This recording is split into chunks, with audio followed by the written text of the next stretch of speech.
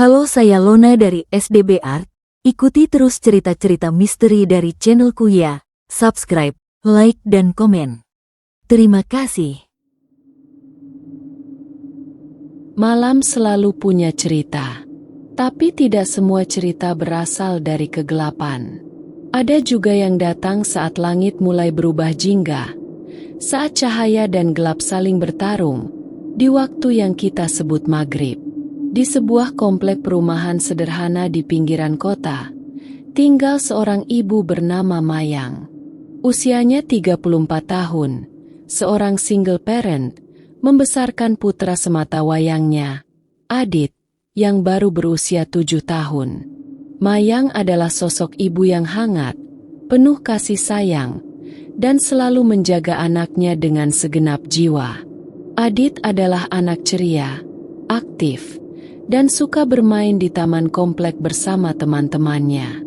Tapi seperti kebanyakan anak-anak, Adit kadang sulit diatur jika sudah keasyikan bermain. Mayang selalu mewanti-wanti, "Adit, sebelum azan maghrib harus sudah di rumah." Namun sore itu, sesuatu berubah. Langit mulai menggelap, suara azan maghrib berkumandang. Mayang keluar rumah sambil membawa handuk kecil dan botol minuman Adit, berharap anaknya akan segera pulang seperti biasa. Tapi Adit tidak muncul. Mayang mulai memanggil-manggil. Ia menyusuri taman, gang kecil, bahkan rumah teman-teman Adit. Semua menjawab hal yang sama. Tadi Adit main sebentar, lalu pergi sendiri. Mayang mulai gelisah. Hari berubah malam. Ia menghubungi ketua RT. Warga mulai ikut membantu pencarian. Tapi tidak ada jejak. Seolah Adit menghilang begitu saja. Suara jangkrik dan hembusan angin malam menjadi saksi keresahan Mayang yang berdiri di bawah tiang lampu taman yang redup. Memanggil nama anaknya sambil menahan air mata. Hari demi hari berlalu. Wajah Mayang semakin pucat. Tubuhnya melemah karena tak makan dan tak tidur. Di hari ketiga, ia mulai melihat sesuatu yang ganjil.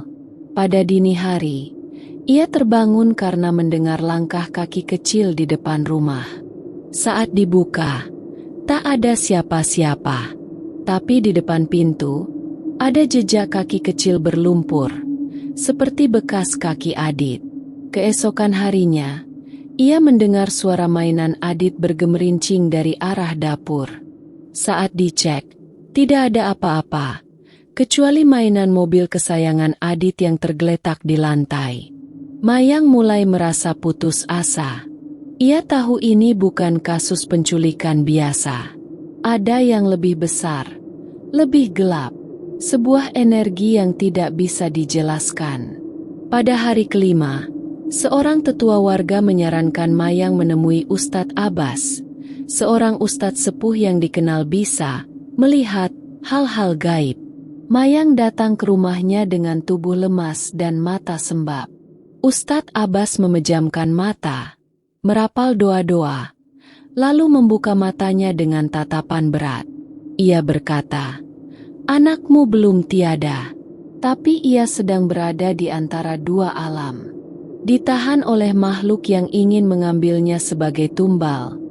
Mayang menangis. Ia meminta bantuan, apapun caranya. Ustadz Abbas berkata, "Kita hanya punya waktu sampai malam ke-7. Setelah itu, arwah Adit tidak akan bisa kembali."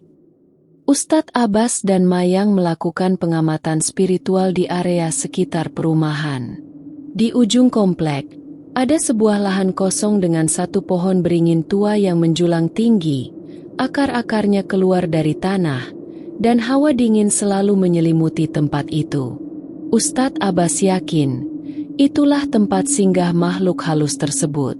Malam ke-6, Mayang bermimpi didatangi Adit, tapi wajahnya tidak seperti biasa. Matanya kosong, kulitnya pucat. Adit menangis dalam mimpi itu dan berkata, "Ma, aku dingin, aku takut, tolong aku." Mayang terbangun dengan tubuh menggigil. Ia tahu waktunya hampir habis. Malam ketujuh. Langit mendung. Gerimis turun pelan. Mayang dan Ustadz Abbas bersiap dengan air doa, dupa, dan ayat-ayat pelindung. Mereka menuju pohon beringin. Saat ritual dimulai, angin bertiup kencang. Daun-daun beterbangan. Dari balik batang pohon, terdengar suara tertawa kecil. Lalu tangisan anak kecil. Sosok hitam besar muncul. Samar, dengan mata merah menyala. Ia berusaha menghalangi mereka. Namun Ustadz Abbas terus membaca doa dengan lantang. Mayang menaburkan garam dan air doa di sekitar pohon. Jeritan panjang terdengar dari kegelapan. Suara itu berubah menjadi tangisan Adit. Tiba-tiba, sosok kecil tergeletak di akar pohon. Tubuh Adit, lemah, kotor, dan memeluk bola sepaknya. Mayang langsung memeluk anaknya sambil menangis histeris. Adit kembali, tapi tidak seperti sebelumnya. Sudah 2 minggu berlalu sejak malam itu. Adit kini ada di rumah, tapi tidak bicara, tidak tertawa, dan tidak mengenali siapapun, termasuk ibunya sendiri. Ia duduk di pojok kamar setiap hari, menatap kosong keluar jendela. Mayang menangis setiap malam, tapi ia tahu, lebih baik begini, daripada kehilangan anaknya selamanya. Sampai pada suatu malam, Adit berjalan keluar rumah tanpa suara. Ia berdiri menghadap pohon beringin itu dari kejauhan, lalu berbisik, "Aku nggak takut, aku punya ibu." Cinta seorang ibu bisa menembus batas antara hidup dan mati. Mayang tidak hanya menyelamatkan anaknya, tapi juga menghancurkan kekuatan jahat yang selama ini diam-diam memangsa dari balik bayang-bayang. Dengan rasa amarah dan tekad, Mayang berlari menuju pohon beringin itu, dan langsung membakarnya, diikuti suara teriakan sosok histeris dari kejauhan. Akhirnya tempat yang dijadikan singgah oleh makhluk itu pun habis terbakar oleh panasnya api. Dan meski Adit belum sepenuhnya sembuh, ia punya satu hal yang menjadi pelindung sejatinya, cinta ibunya, Mayang. Malam-malam maghrib kini tak pernah lagi sama di komplek itu. Warga jadi lebih waspada.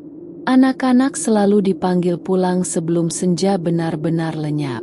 Dan bagi Mayang, setiap senja adalah pengingat bahwa cinta bisa mengalahkan apapun. Terima kasih telah menyimak cerita ini. Apakah kamu pernah mengalami kejadian menyeramkan saat maghrib? Atau mungkin ada cerita di kampungmu yang serupa? Tulis di kolom komentar ya. Dan jangan lupa, pastikan anak-anak sudah di rumah sebelum matahari benar-benar tenggelam.